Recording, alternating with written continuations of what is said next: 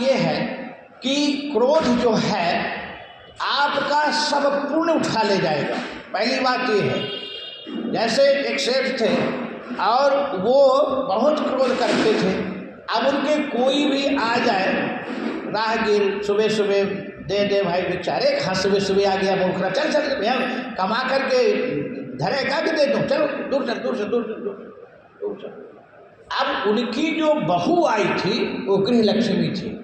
अब बहू सोचे कि मैं कैसे बाबूजी को सावधान करूं, कैसे मना करूं। तो वो बहू देखती रही। एक दिन बहू ने क्या की कि शाम की रोटी, रात्रि की रोटी सवेरे देती खाने को। अब सुबह रात्रि की रोटी आप सुबह खाओगे, दोपहर खाओगे तो बास तो आएगा। तो बाबूजी ने कहा अरे बहू तू तो ये बासा रोटी दी है, बास आ रहा है। तो बहू अंदर से बोलती है कि बाबूजी आप अभी तक तो बासी रोटी खाते आए हैं, आप ताज़ा तो बनाए नहीं, मैं ताज़ा कहाँ से दे दूँ। अब ताज़ा मैं देख रही बनने द्वार पे आता है तो आप दूर दूर आके भगा देते हो। बोलो राधे राधे। अब आंख खुल गई बाबूजी की, ठीक करे बहू। ये जो हम आज बढ़िया कार मोटर से आ रहे हैं, सेठ साहूकार बने हैं, मेरे नौकर चाकर लगे हैं, ये पूर्व जन्म की कमाई का फल है। आपने पूर्व जन्म में अच्छा कर्म किया था जो कि इस जन्म में आपको कोई कमी नहीं है।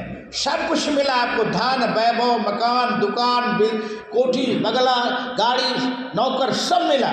ये पूर्व जन्म की कमाई है। और इस जन्म यदि आप कुछ नहीं कर रहे हैं, जो भी कुछ पुण्य बनता है उसको दूर दूर आके क्रोध करके भगा देते हो, तो आपका पुण्य नील बैलेंस है। फिर अगला बिल्कुल आपको कुछ नहीं मिलने वाला है। तो इसलिए हम कर्म करते रहें।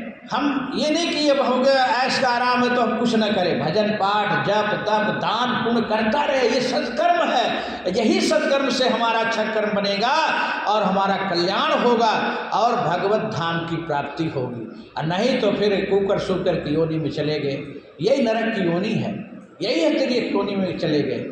अच्छा सत्कर्म करे, अच्छे विचार करे। तो क्रोध ये फटीचर है, क्रोध पाप का मूल है, क्रोध नरक के द्वार ले जाता है। इसलिए क्रोध नहीं करना चाहिए। अब इंद्र क्रोध भाव में आया और इंद्र जब क्रोध भाव में आया